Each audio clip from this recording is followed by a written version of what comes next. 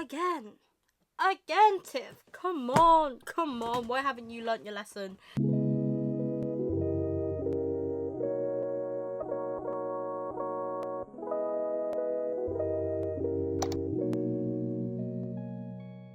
Hey guys, welcome back to my channel. Thanks for stopping by. So today is a cozy manga wrap up. I have about 36 volumes to go through, so it's gonna be a lengthy one. Grab yourself a hot cup of tea, cup of coffee, hot chocolate, you know, any beverage that you need, as yeah, it's gonna be a long one and I hope you guys enjoy. So today's video was meant to be a manga haul, but you guys asked for a manga wrap up for those of you that were on my premiere. So yeah, I'm here to deliver. I have read quite a lot of series, you know. There's quite a lot of fantasy, quite a lot of drama, action, romance. You know me, I love my romance. There's quite a few steamship smut series that I want to go through as well, which is quite exciting. I might as well just move my fringe away because I think it's going to get a bit annoying throughout the video. But anyway, please give this video a like, comment, subscribe, you know the drill, click on the bell, and feel free to use my affiliate links down below for Amazon, Bright Stuff and Blackwells to help support the channel and its future giveaways. Oh my days, I can't even talk properly. But yeah, this is gonna be a very chilled video. I'm in my dressing gown as always, but yeah, I'm not gonna waste your time, as I'm here to talk about all my opinions. As always, please take my opinions with a grain of salt, as you know, this channel, we're not always here to agree. Sometimes we're here to agree to disagree, you know, as some series I may love, you may not love, and there's some series that I hate and then you may love. So at the end of the day, it's not that deep. We all have different tastes and that, and yeah, we're all here to just talk about manga and enjoy ourselves, you know, forget what's ever happening in the world and just immerse ourselves with manga and a collecting addiction. This collecting addiction is is getting too much, but I'm enjoying myself. So I read quite a lot of different series from different demographics, but I'll start with some series that you guys are probably most interested in, my opinions first. So let's start off with one. So firstly, I'm gonna go through the panels as well, like some panels that I may think that's all saucy, actually not too saucy because I can't put that around on the tube, but I'll show you some panels that made me think like, oh, what's going on here, you know. First series I read is Vampire Dormitory Volume 1. This series, wow, where should I begin? So I read series from the same manga before, and I actually really enjoyed her old series, but it wasn't something that I collect. This series really reminded me of me being a teenager again, which is like years ago. It was just so bizarre. It was like them old shoujo series that comes up with like nonsense, and this is literally the definition of vampire trash, I must say. Like this, I'm only picking up for the bants and the jokes and just the ridiculousness. I'm not picking up because of the story or art style, nothing like that. I must say the first volume I did chuckle a lot. I did get through this within like 35 minutes. Oh, my eyes are twitching. I feel like, oh, that's weird. What's going on? Ugh, oh, it's a weird feeling. By the way, I'm using natural lighting, so if it does get dark, I do apologize. But yeah, back to the vampire trash. It's basically about this girl right here called Mito. I'm going off by the first volume that I read, by the way, and she has no family, she has no money, and she somehow ends up in this like butler cafe where the male lead is at, and like he turns out to be a vampire, and then somehow she ends up living with him in the same dorm as him, and like she lets him suck his she lets him suck her blood. There we go. Basically the main guy, Ruka, he doesn't want to suck any female blood, if that makes sense. Oh, this wrap up is really testing my English and my articulation right now. But anyway, yeah, so he doesn't want to like drink off of any female, because if you drink off from a female, they can turn into a vampire. As in, if he drank from a male, he wouldn't turn into a vampire. But plot twist, the main girl character is a girl, not a guy. She's just dressed up as a boy, and yeah, there's just really bizarre scenes. It's just so weird and like quirky. I really love this panel where basically Ruka is a otaku as well, and I think we could all relate, where he's like, Master Ruka only has eye for 2D women like me. I have eyes for my 2D men, you know. But yeah, it's just, he's like, what's wrong with being an otaku? And like, I really love these panels right there. I really can't describe how I feel about this series other than that it's funny, and it just reminds me of me being a teenager reading some like shoujo manga, but this scene, oh, I was laughing my ass off when this like panel popped up, and like the guy is like and he's like but yeah, it's just very funny. I feel like the story actually adds up compared to like what I read Rose and Blood. Like everything is just a blur, like it doesn't make sense in my eyes. But with Vampire Dormitory there is actually a plot. It's just like things that pop up, like as in like scenes where the main guy and main girl are together. It's like, oh, okay, like where's this coming from? So out of the blue, but okay, carry on, you know. I'll give this a solid 7 out of 10. The plot, I'll say like 2 or 3 out of 10. But for the laughs, like for my overall enjoyment, oh yeah, by the way, I rate my manga by enjoyment. I don't rate it by like art or story or whatever like that. I just rate it by how I feel, and this was a solid 7 out of 10. So yeah, that is Vampire Dormitory. I'll say I will continue to collect this series as it's just been a fun read. It's very short but very expensive at the same time, so I might pick this up when I see this is on like sale every now and then, but this is not a priority for me. Next I want to talk about is is Mars Red. This is another vampire series. I guess we're going into the vampire theme right now, but this is a 3-volume series that is complete, published by Seven Seas. I'm actually not sure what the genre is or anything. Let me just quickly search it up for you all. This series genre is action and supernatural, and its themes are historical, military and vampire, and it's a shonen series. But yeah, I really enjoyed reading this. I feel like lately I've been really enjoying reading shorter series that are complete. It feels very like satisfying, as sometimes, like, you know, when you're reading ongoing series, it can get a bit too long and it drags out, and sometimes you're not in the mood to just like continue reading. You just want to read something short and sweet and satisfied at the same time, and this gave me that feeling for sure. And I actually picked this up without knowing anything about this series. I just picked it up because I really love the cover art, and yeah, the quality of it as well. It's just matte, and these are the final 2 volumes. I'm just admiring my Requiem stickers right here. But yeah, so basically this story, I'll say there are main characters, but since it's such a short story, I feel like all characters are main characters in this series, as like you get to know like the in-depth story of like their human life before they became a vampire, and just like the background story. But yeah, mainly it focuses on Shuntaro, who is this guy right here. I believe he was a S rank or A class vampire, so that means like he's very skilled and that stuff, compared to like the unranked, which is like normal vampires that are like kind of like brainless, that don't really have much cognitive abilities, if that's the word. This story is also set in the Taisho era, so basically during that time there was like a surge of vampires in the area, and Code Zero is like the little military group that like sorts them out basically. And yeah, this is a great fantasy series. I feel like I'm not doing its justice by my explanations, but I'll show you some of the panels. This is one of the girl who's called Aoi. I wouldn't say she's a main character, but she's always lingering as she's Shuntaro's childhood friend, and she doesn't know that he's dead, or he's a vampire, but she kind of gets a grasp a bit later. How the story starts out, Aoi, this girl who is a journalist, she's trying to find out like, oh, what's with all the killings lately? Why is there so many like dead bodies around the area? What's going on? It doesn't look human-like. Yeah, so she's trying to like find out, but she ends up where there's a lot of vampires, and basically the little military unit comes and save her. For me, one of the characters that stood out the most in the series would be this guy, and yeah, his story really hit me in the feels. Is it me, or did it just get dark very quickly? But anyway, like I said earlier, I really like how all the characters, you get to know their background story.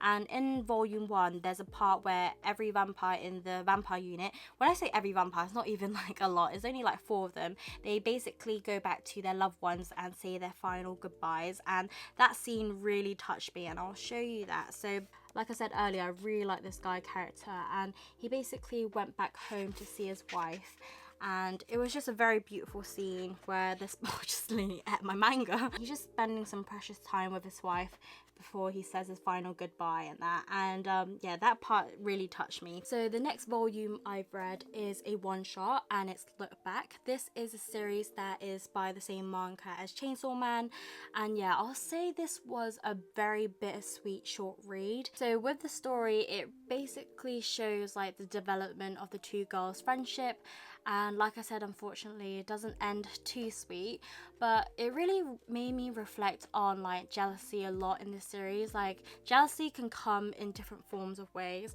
but it can also be a motivator for other people. But it also shows that like there's no need to really be jealous of a person, like as long as you're like doing your best and being the best version of yourself. I feel like, I know it's very hard, it's very human like for us to be jealous, but at the end of the day, it's kind of like a self-sabotage, as whilst you're jealous of another person, negative things can actually creep up, as like you might develop like some sort of anxiety, or jealousy also comes in forms where you feel like you don't want good in that person, or you just don't want them to ever succeed. And it's such a sad trait that we all have, but it is very normal. But it just makes you reflect, like, damn, like, yeah, shit, you know. But anyway, I hope I'm not talking too deep or making no sense, but this is an example. So this is the main girl, this is her drawing style, and this is the other girl's drawing style. So you can tell it's a lot more detailed. From these panels, you can tell the main girl is like feeling some type of rivalry going on, you know, some competition. Like, even the other classmates are saying like, yeah, like this art style is way better than hers, you know. And like as the story goes along, you can see that she's just working hard, she's always on her desk trying to improve her art style. But in the end, she does get the opportunity to meet the other girl. In this scene, the other girl that hasn't been going to school and that has a better art style in the series, she basically asks for autograph, and she tells her how she admires her work. And here you can see she's like, I want to see like the next story that she's doing. And they basically in the future work together and do manga series as well. But yeah, that is Look Back. So like I said, it's about these two girls where you get to witness like how their friendship develops. But yeah, it is a beautiful story in my opinion, but I'm not sure if everyone would like it. This for me, oh, I forgot to rate Mars Red. For me, Mars Red was a 7 out of 10. I think this is another 7 out of 10 as well. By the way, when I rate my manga, I use like my anime list like rating, so I think like 10 is like masterpiece, and 9 is like great, and 8 is very good, and 7 is fine. Yeah, fine. I think that is it. The next series I read is Abandoned Empress. I only read volume 1. I will read volume 2 later, but I'm not in a rush. But yeah, a lot of you guys I know are interested in my opinions, as I did talk about this series in my last manga haul as I picked this up, and I was a bit wary of the story. And let's just summarize my thoughts. So I love the art style. It's very, very beautiful, and I can see where the plot is going, but I have a few issues with it already, and I feel like I'm not liking certain things that the main character does or the prince, and like it literally irked me. Like when I was reading this, I was getting mad, like, oh, why is my eyes twitching? Maybe when I get mad my eye twitches. When I was reading this volume, like it wasn't like a really chill read for me. I was reading it and I was like, what the heck? No, no. That's what I was feeling whilst reading this series. And yeah, I've heard some spoilers about the ending, and I might have to agree with some of you guys. I don't think I will enjoy the ending either, but this is a series that I'm willing to continue to collect, as I actually love the art style, and it is making me clench my fist, and I think that's what I'm supposed to feel like. So I guess the manga is doing its work in doing that. But I feel like with the main girl, she has issues. The main guy has issues as well, and I think because they both have issues, they just both clash, and it just doesn't work out in my opinion. I don't know, but I really hated, okay, this is a strong word, I hated this girl, this girl who the prince marries, who is the new prophecy. Yeah, she can go in the bin, because when I was reading this, I was just like, nah, she's so annoying. She's like, I just want to go home. And you know them girls that complain and cause like a scene, and then in the end, the prince, basically, let's go back. Her name's so long. Arista La Monique, that's her name. She was just basically filling in this new prophecy girl, like her duties, like you need to do this for the prince. I've been preparing my whole life for the prince, but now I'm basically a concubine. But yeah, so she's just filling her in of her saying that she's not fit for the role, you know, and she's the one that's fit for the role because she's been doing it since she was a child. Anyway, going on to that, the girl complains to the prince. I was like, no, I don't deserve to be with you. Arista La Monique should be with you. And then he goes and slaps her. No, no, it got me so angry. Like, these is so unnecessary. I hate unnecessary violence, okay? Especially like slaps and that. When the girl didn't deserve a slap, no, the prince needs to have a punch in his face at this point. I was so pissed. But anyway, yeah, the prince doesn't see any value of the main girl, who's Arista La Monique. Like, he only sees value in the other girl who he marries. The premise of the story is about how Arista La Monique actually wakes up in her 10-year-old self later on in the story. Before, I think that's because like she was about to die. And yeah, because the prince wanted to axe her off, which is fuming. Prince tried to axe the main girl character for just doing her job, you know, just doing her job. Just because the new prophecy girl goes complains to the prince, now she's getting axed. In my opinion, this first part of the story is quite bitter and it got me pissed. But the part when she actually wakes up in her 10-year-old body self, this scene, oh, it was so sweet. Her dad is so good looking as well. Like, what the heck? Like, why is he so young and good looking? You can tell in this scene that the dad was a bit startled when his daughter came to hug him and called him Papa. You know, I think during the early parts of this volume, they didn't really have much of an intimate, like, relationship where they were that close. And as she's a 10-year-old self now, and basically her dad does die, yeah, this scene really hit my feels, as like I would love to wake up as my 10-year-old self and like hug my dad and think that he's still alive. But yeah, this really hit home for me. But yeah, this is one of my favorite panels, and you can tell the dad really appreciated that. Like I said, like they didn't really have a close relationship in the beginning. This I'll say the story did its job. It got me intrigued, it got me annoyed, and I think I was meant to feel annoyed. And yeah, I'm excited to see how it goes. It's not a series that I'll recommend to everyone, since I know some of you collectors don't like picking up series that you don't fully love. So yeah, this might be something that you may be a bit wary about. So I recommend maybe reading it online or digitally first to see whether you want to pick it up. But yeah, the read so far, my enjoyment was I'll say a 7 out of 10. I would give it a 6, but let's just give it a 7 just to be a bit more positive on this series. But yeah, I enjoyed it for the art style. It was intriguing. The plot was intriguing. Got me clenching my fist. You know, sometimes you need a bit of drama in your life. Next series I'm going to talk very briefly about, as I've included this in my vlog recently.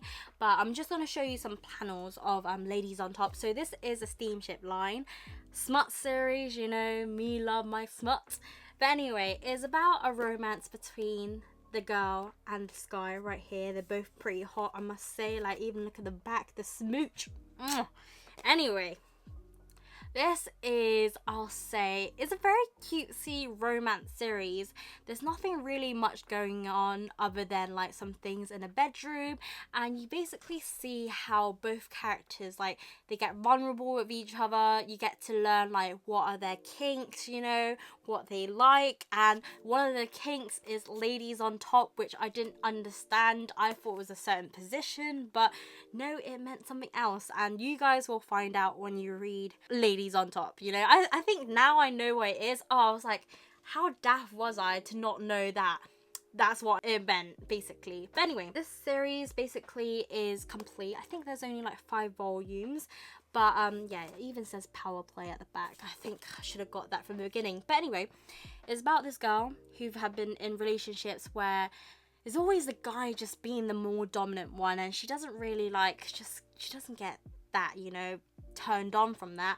And then with the guy, like, he just likes to be cared for, you know, and just a bit more love, and like, rather than him being the more dominant side. And yeah, it's a very interesting dynamic, and I have been really enjoying reading it. It is super short. For the price, I must say it's not worth it, as right now in the UK it's £13.99. I've heard there's some volumes that's gone up to £14.99, which I am about to cry, because what the heck, like, that is too expensive. Like, manga's already expensive enough, because like, if you think of it, if you buy 1 volume, literally you can go to the cinema with it, you can buy a whole takeaway with it. So bro, that is mad. Here you can tell the girl is like, oh, he's getting wet and cold, so let me just put my like jacket over him. So he's getting a bit of care. You can see he's blushing as well. He's loving it. Who wouldn't love that, you know? This was beautiful. I thought this was kind of touching, you know? He's like, I want to have you. I want to make love to you like a proper man, you know? Oh, reading that, just like, whew, I was like, damn, I'm getting a bit steamy right here, you know? I think I gave this an 8 out of 10. But yeah, this is something that I would recommend. I won't say it's the best out of the Steamship line. There is another series that I will talk about eventually in this manga wrap up that I would recommend to all of you smart lovers, that is from the Steamship line. But this, I'll say, it was much more weaker, but I think I probably would enjoy this anyway more than Game Suits and Outbride that I mentioned previously, but I still need to give that Game Suit one a go. Next series I read, okay, I'm going to talk about something that's quite, I don't know, should I say triggering? It's more about a sensitive topic that I'm going to dive into. So I managed to finish all of Perfect World. I read volume 9 to 12, and 12 is the last volume, and my god, these last volumes, it hit me in the feels a lot. I don't want to get emotional talking about this too much, but it dives into the themes of trying to get pregnant and infertility and the process of it. And I don't know about you guys, like how old my viewers are. Mostly I know you guys are around my age or above. Pregnancy to me, in my eyes, is a miracle. But like, it may seem like for some people it's easy to get pregnant, but for many actually it's very hard to get pregnant. And like, I know a lot of my family and friends, like, they've gone through a lot, and like miscarriages, and just the whole process of having a child is really difficult. And like, I've seen it in my eyes. So reading this, oh frick man, it hit me in the feels. So I think this is not really a huge spoiler, but the story in the later volumes, the 2 characters basically decide whether they want a family or not, and if they should try having a baby. And you just see the process they go through, and like, it's very real in my opinion, and it really broke my heart at times. And in the 12th volume, like the final volume, I cried so much, because all I want for the main 2 characters in the end was to have a blessed life together and to be happy, because they both went through so much through like out their dating history. Like, they went through a lot, and like I mentioned in most of my hauls, it's very dramatic in the beginning, like volumes, like it's just cliffhanger after cliffhanger. And those scenes, like, it makes you think, like, actually, to be honest, in real life, a lot of relationships is not that plain sailing. Some may have it more blessed than others, where like they have like good communication, you know. But to be honest, I feel like there's 3 types, and that's financial, mental health, and physical health. I feel like these 3 points are the main topics of arguments and problems to arise in the future in the relationship. Like, financially, you might not be doing too well. Most times couples will go through that hardship and find a lot of difficulties of going through that. Or like physical health, it may become a burden, or it might become a huge responsibility that like another person has to look after. And yeah, there's a lot of things. I feel like that's a bit too deep. Maybe I should do another topic. At the end of the day, I'm not a counsellor, I'm not a couple therapist, but this, man, it touched me in my feels. Anyway, let me show you my favorite panels. Yeah, it was a very beautiful story. If you're looking for a josei that is like slice of life and dramatic and romance, this is for you. What I love about this series is also the dynamic of the relationship, that it's not two able-bodied person. One does have a physical impairment, and how they go through that in their relationship. And this was such a beautiful read, and yeah, I can't recommend enough. It's not a series that everyone will love, but fuck man, this, if you love josei, slice of life, and just a couple relationship, you know, like that goes through a lot, this is for you. Like, this really hit me in my feels. You can tell, like, me talking about this, it's kind of heavy. Like, the topics I'm talking about is very heavy actually. But I'm gonna show you some scenes. So this is volume 10. This is a scene where basically the main girl character Sugumi, she saw a vision where she can see herself having a family, and same as Itsuki as well. He could see that they like could have a family, and right here they're like talking like, should they have a family? And that was a very beautiful point. And yeah, it's a nice feeling to want to start a family when you're at an age. And yeah, you can tell through this part of the whole process that Sugumi is super nervous. She's going through the whole IVF process, and yeah, it was definitely a very difficult read. Yeah, this was a really nice emotional read. It was a really nice journey to just witness how both of the main characters just get together in the end, and how they go through all the trials and tribulations, like all the hardships that many people have to go through in relationships. And yeah, this hit me in the feels, I must say. It was beautiful. Anyway, let's go on to a lighter note. The next series I've read is My Dress Up Darling. So I read volume 1. I don't even know if I own volume 2. I do own volume 2. I don't own volume 3. I'm looking at my Dress Up Darling collection in the back right there. I didn't know that there was gonna be so much, would you say, fan service? Like, there's a bit of like ecchi scenes, but I didn't mind it. You know me love ecchi, me love smut anyway, like, I must admit. But there's nothing to hide here. Anyway, I enjoyed it. It wasn't something that like I expected, if I'm honest. Like, I don't know if this series really captivated me like that. I enjoyed the art style, I enjoyed like the panels, but I'm not sure if I'm actually invested in the plot like that. But yeah, I'm excited to read more of it anyway, because it's so beautiful. And let me show you some pages. Oh, I forgot to give my rating. So yeah, Perfect World, solid 9 out of 10. This I'll say is a 7 out of 10 as well.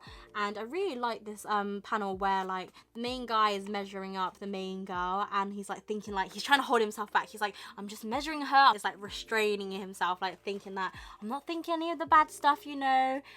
My mind is just here to measure the girl. That's it. My mind shouldn't go anywhere else.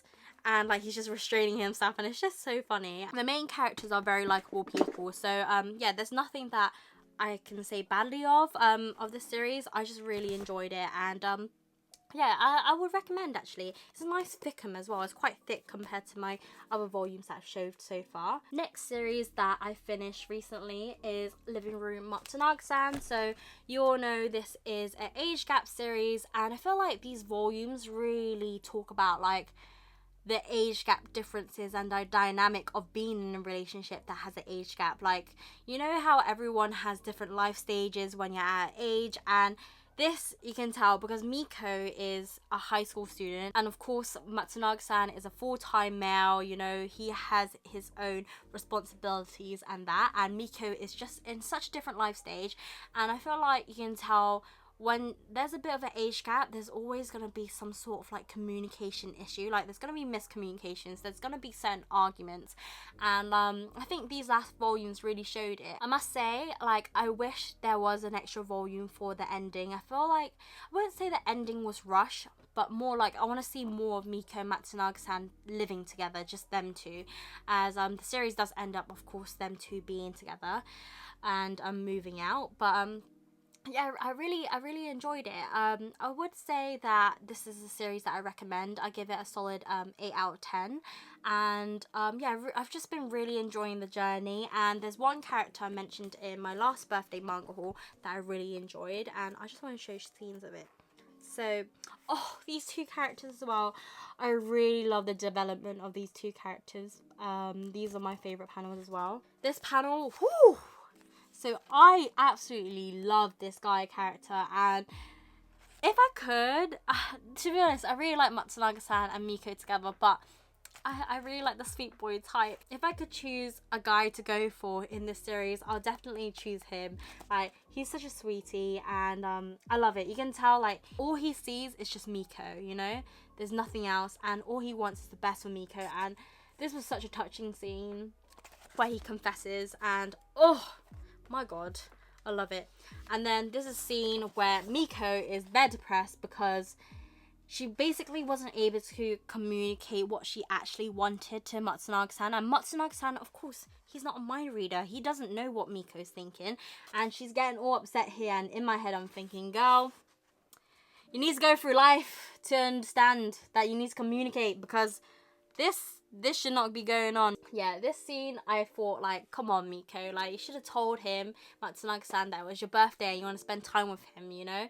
But she thought she was being a bigger person, but in my head, I didn't think that really worked out well, because now she's depressed and she's in the rain. And I was like, But anyway, that's Living Room Matsunaga-san. Really enjoyed it. Those were just scenes that irked me, and scenes that I loved as well. But yeah. Next series I read is Frieren. You know, you guys already know. I feel like I don't need to talk much about it, so I'm just going to show you guys panels. But yeah, it's one of my favourite fantasy series that I've been reading. I know this series may not be everyone's cup of tea. It depends on your attention span, I feel like. This, I read it for the plot and the art style. It's just, the detail is just phenomenal. Oh, there's another series that I'm going to talk about next. It's a fantasy series that's phenomenal as well. But Volume 3, they basically go through a battle with the Demon King subordinates, and yeah, it gets a bit intense, and just see all the detail, all the background, it's just, damn. When I read manga, sometimes it makes me feel like, damn, I wish I was creative, you know? I wish I can draw, like, look at all that background. Oh, I'm just gushing over it, just looking at it. So beautiful.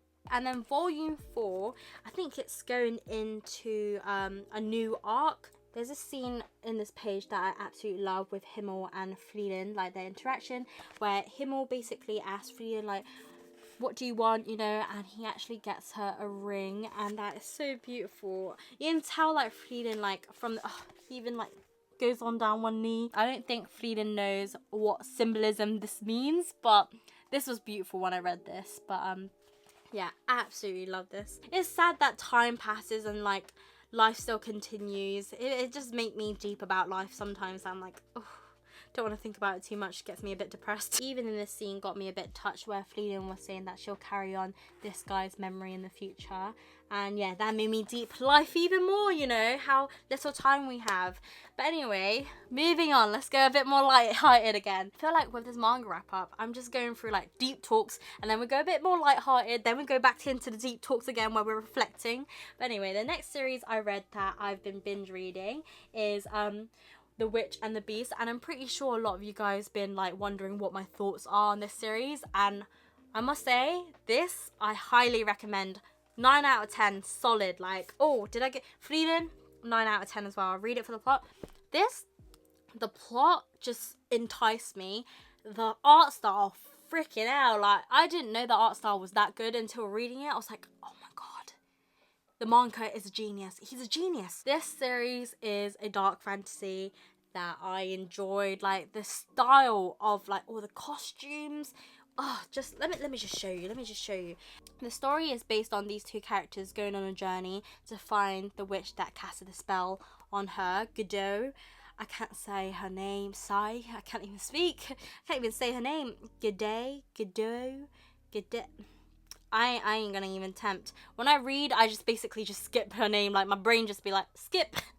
Do you guys ever do that when you just can't read a word and you just skip it with your brain? Here they basically arrive in a city where they found a witch. And in this city, the witch is like seen as, oh my god, she's a savior. She's saving us from all the beasts. But plot twist later on in the volume, she was not a good witch. And basically, Gade is unleashed and is in his actual normal self, and this is actually what he looks like. So you can see this girl, this way, the girl. So normally he's in this body, but actually his real self, he is a beast. He actually looks so henched. But anyway, yeah, it's basically a story about these two just trying to hunt down the witch that casted the spell. And no, not even a spell, a curse onto Godot or Godot. And yeah, it's a very fun read, great fantasy, art style is, oh frick man, it's so phenomenal. Like look at all the grittiness in it, like the detail, the grittiness, it's phenomenal. Absolutely love this. This is a solid 9 out of 10. I am going to read the other half that I have in my collection. I have up to volume 8, I believe. Sorry for the change in angle, I had to change my battery, but yeah, it's definitely gotten a lot darker. I need to get ready for the gym later after this haul. But anyway, next series I've read is volume 6 of Spy Family. I've been taking my sweet time reading this series, as I know volume 8 is already out.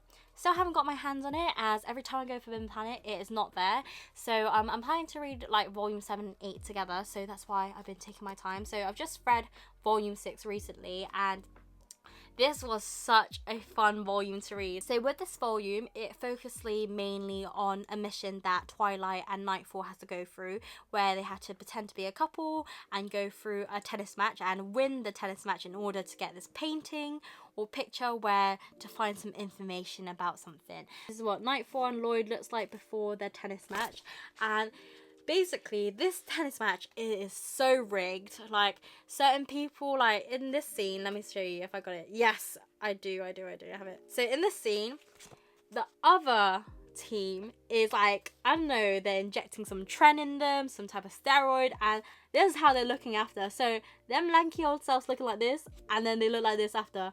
During this whole tennis match, all the teams rig themselves, like they do certain little tricks and booby traps, you know, so like the other team fails. What I found really funny is that, like, you know, Twilight and Nightfall, they're like S-ranked spies, so they're skilled in many different ways, and you just see how Twilight and Nightfall goes through the tennis matches with their like stupidness, and it's so funny. And like one of them, Twilight even prepared wearing a bulletproof vest for a tennis match. He wore a bulletproof vest. But anyway, this is one of my favorite like shonen series that's ongoing.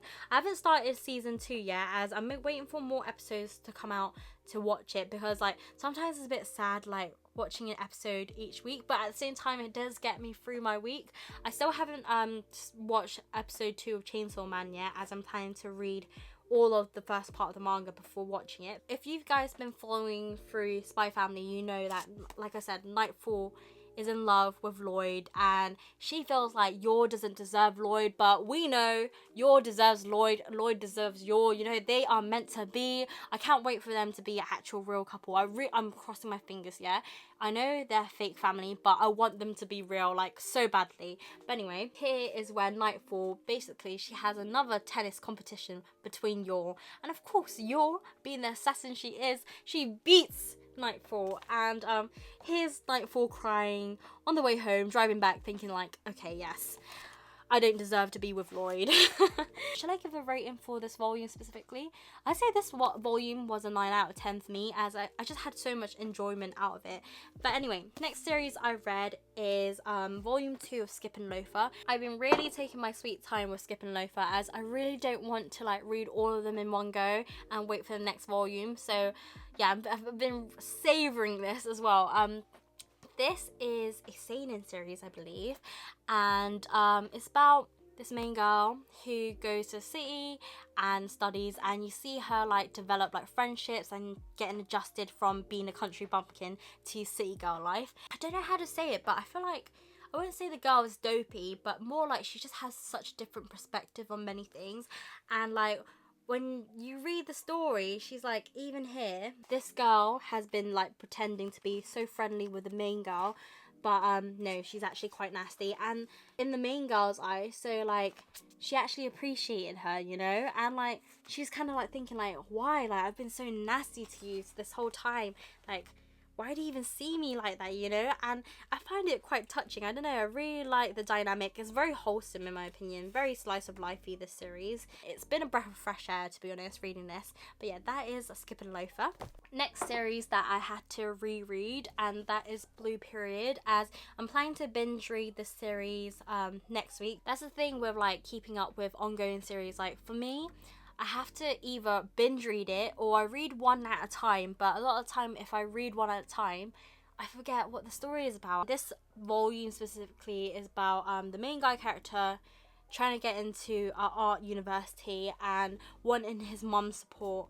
And yeah, I'm gonna get teary now thinking about that scene. I think I did bookmark it. This scene is when his mum got really emotional, as like, you know, when it comes to going into a creative field, sometimes, well, not sometimes, a lot of time there is a lot of uncertainty, there's a lot of competition. So even when I thought of choosing my uni degree, I purposely chose my uni degree because I knew I could use a lot out of it, as compared to if I was to use an art degree or something creative, I would be a bit limited. And yeah, that is something that I had to weigh up upon myself, that I was like, do I choose a creative field that I really actually enjoy, or do I choose something that will be more practical for me, that I'll be more flexible when it comes to finding work in the future? And that's the route I chose, and I think it's working out pretty good for me. I feel like if I did work in a creative field, I think I would be confused a bit on like how to go about with things more. That's my opinion though. But anyway, this scene, I got so touched because you can tell the main guy character, he basically, from him drawing, he got to see how much hard work his mum puts through as being a mum. And like, that's something that I really appreciated, because sometimes you just have to appreciate your parents, like all the hard work they've done. I don't want to undermine anyone's family dynamics, but personally for me, like, it's something that I really appreciate and I actually respect a lot. Like, just, I don't know, family has always been a big thing for me, and like being able to appreciate like how you've come so far. For me, I see how I've come so far is first God, then my hard work, but also my family support. And a lot of the time I had to like appreciate and just reflect. Like, I even sometimes I look at my mum, I had to I cry so much looking at her because she's growing old so quickly, and it's getting to me now. Like, I feel like I've just become so emotional. I think over the years of like just going into adulthood, taking on lots of responsibility, it makes me deep. Like, fuck, man.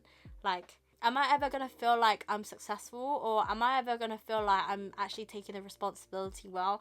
I'm not sure, but I'm just doing my best. But I think I'm going a bit deep again. See, this is what Blue Period does to me, and other like deep stories that I talk about. I feel like I just take things in such a different perspective and like just try to like put myself in their shoes, but also see what I could relate to like the stories, because I feel like with a lot of manga series, there's a lot of things that anyone can relate. You can tell the main guy character, he's like trying to do his best, trying to prove to everyone that he's got this, he wants to be the best.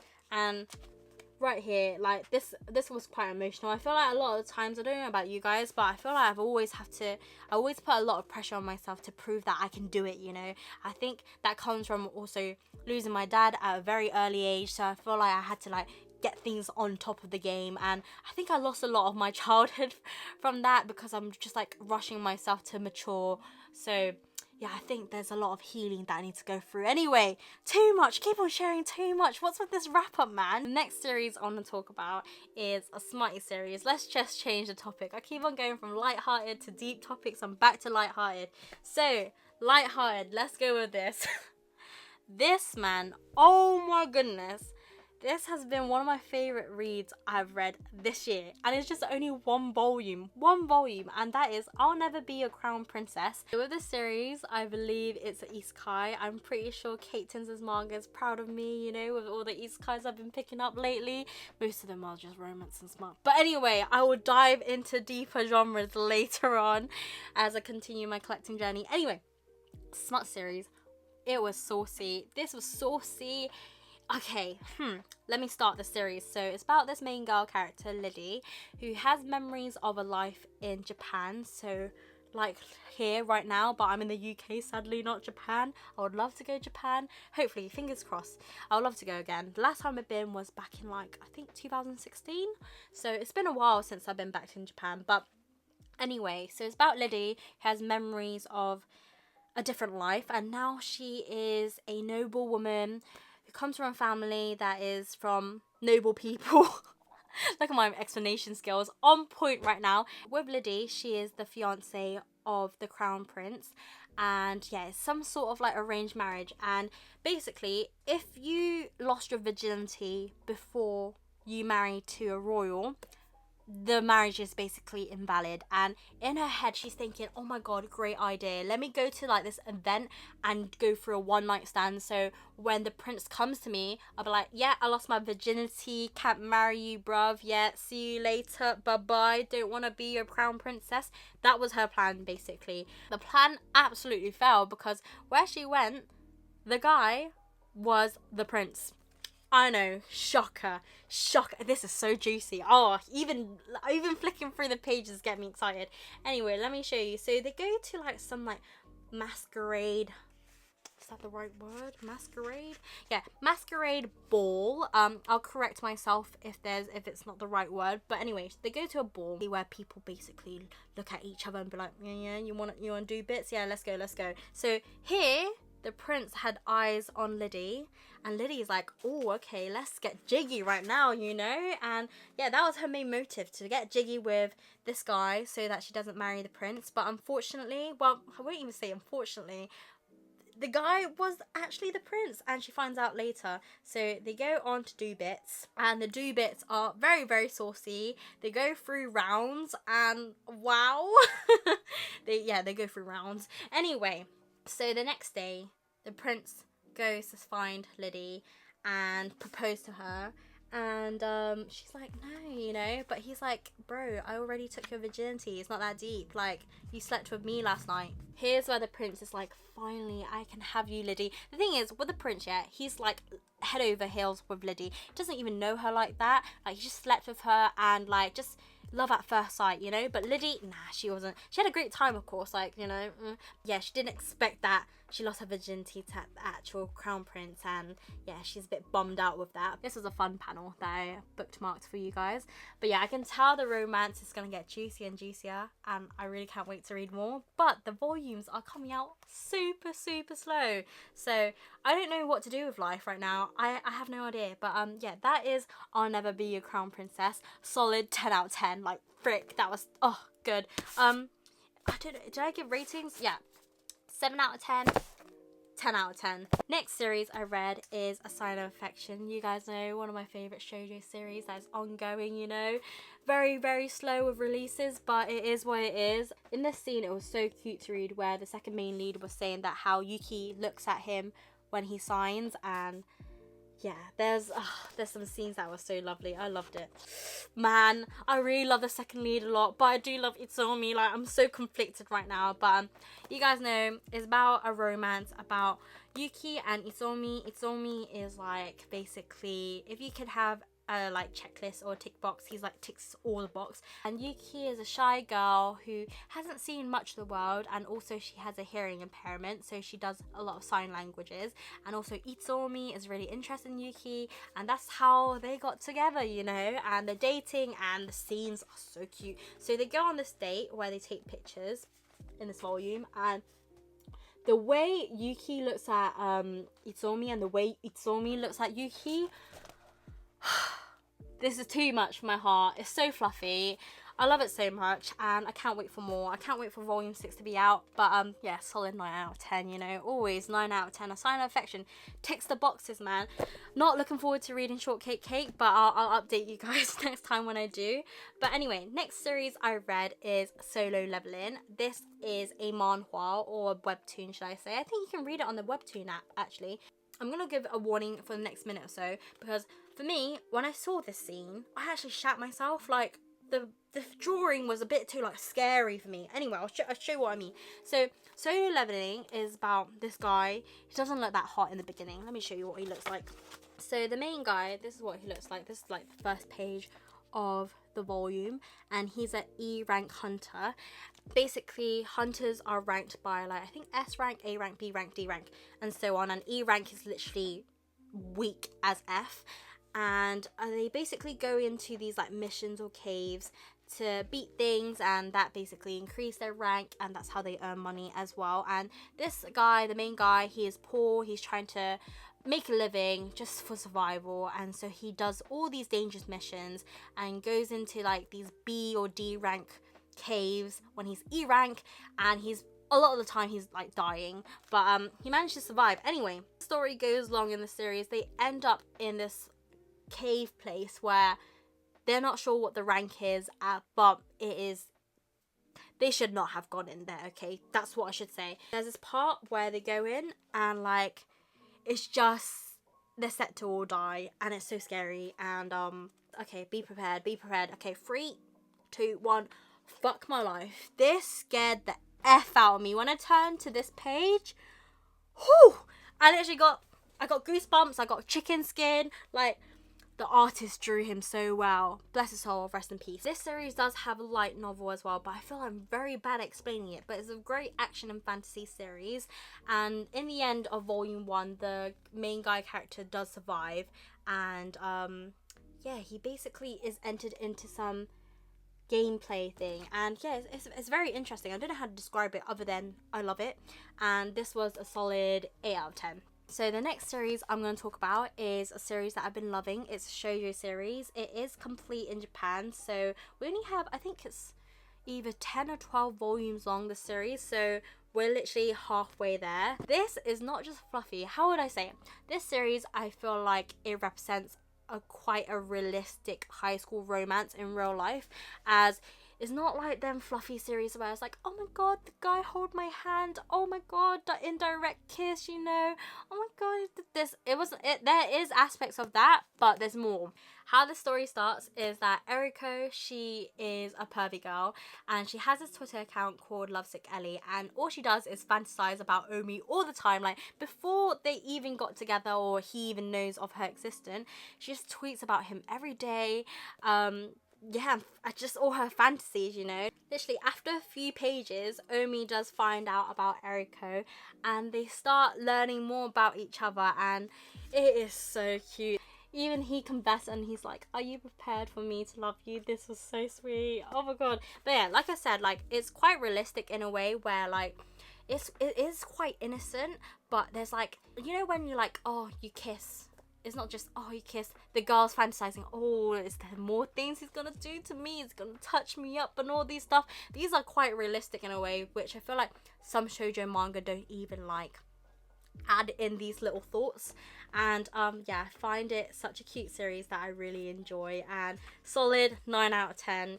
And oh, there's this scene where I think her top got wet, and like, of course, Omi has to cover her up and be like, no one can see her like this, and it's just very cute. So the next series I read is Requiem of the Rose King volume 15. 2 more volumes left till it's complete, and I am so sad. So this volume, they're going into battle.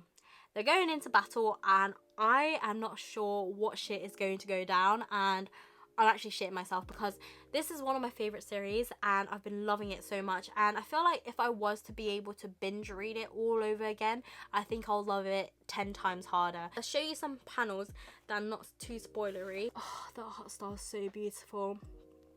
I haven't watched the anime, to be honest. I tried to skim through some of it, but to be honest, the art style's not a fan. They're going into war.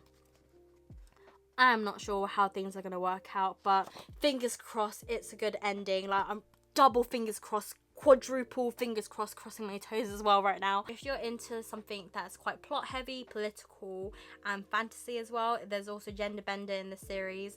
Highly recommend. This is a 10 out of 10 series in my opinion, and yeah, one of my favorite shoujos ever. Next series I've read is No Longer Heroine. So I did mention I have read this series like years ago, but I don't have any memory of it much. I remember reading it, but when I read the first volume, like, things were coming back to me, but I still don't know how this series is gonna end. I feel like a lot of people have a love and hate relationship for this series, as how should I say it, the dynamic. Let me just set up and explain. So the story starts off with Hattori, who thinks she's the heroine of the story, like main character vibes, you know, and is in love with this guy who's also her childhood friend called Rita, and he always goes through girls like basically water. Like, he has girlfriends all the time and she doesn't mind because she knows that he'll always go back to her because she is a childhood friend. But one day Rita ends up having a girlfriend, you know, and it's going too well than expected. for Hattori's expectations, and Hattori is thinking like, yo, I'm supposed to be the main character of the story. Why is this girl taking my space? Like, I'm supposed to be the one with Rita. Like, what's going on? Like, I'm the childhood best friend. Like, I'm made for him.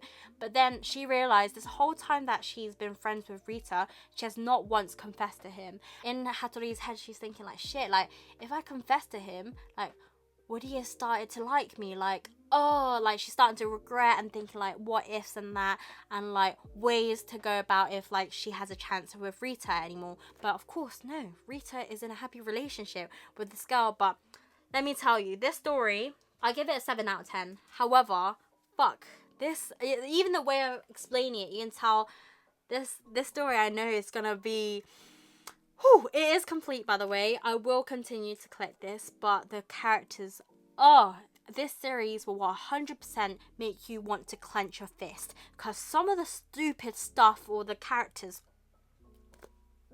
it will irk you. Oh my goodness, like, even just talking about it's getting me all riled up. Anyway, it is very funny.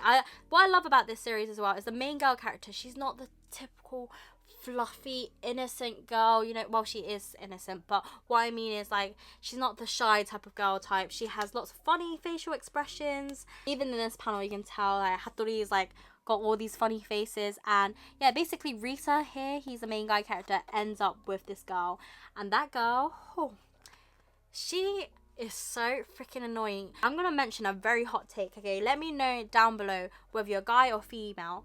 How would you feel if your man or woman had a best friend that has no boundaries?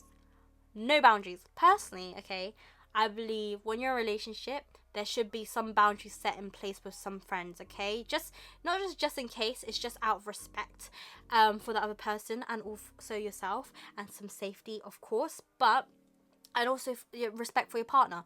But this story, this girl, she's like, she literally doesn't mind, how do you say it? It just pisses me off. It's just, I don't know how to describe it. The girl just pisses me off. That's what I should say.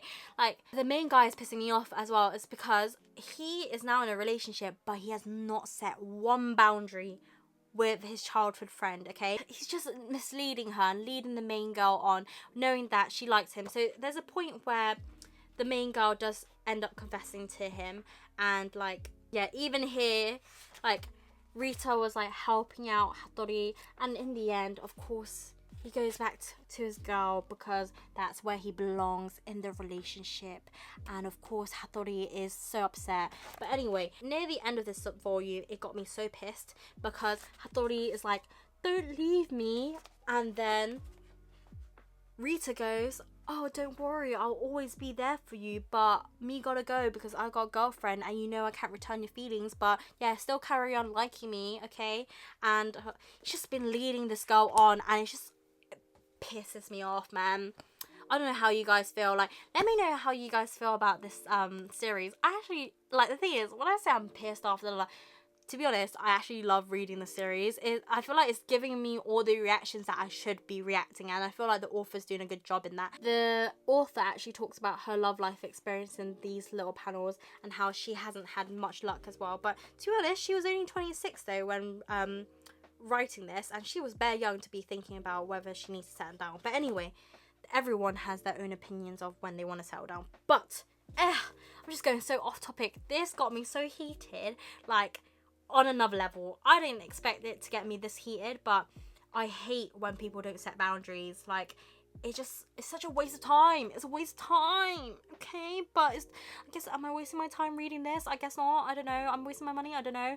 But loving it. It's giving me all these feels that, like, I love when series does that because it's doing its job. And yeah, I'm enjoying it. I'm gonna continue collecting it. A solid 7 out of 10. I feel like some of you guys may enjoy it even more because, like I said, the main girl character is not like the typical shoujo character, so I think it is more of a funner read. Is funner even a word? Next series I'm going to talk about is a heavy topic one, and it's a mature read, and that is Sensei's Pious. So I read volume 1 and 2. I have no idea where to start with this series.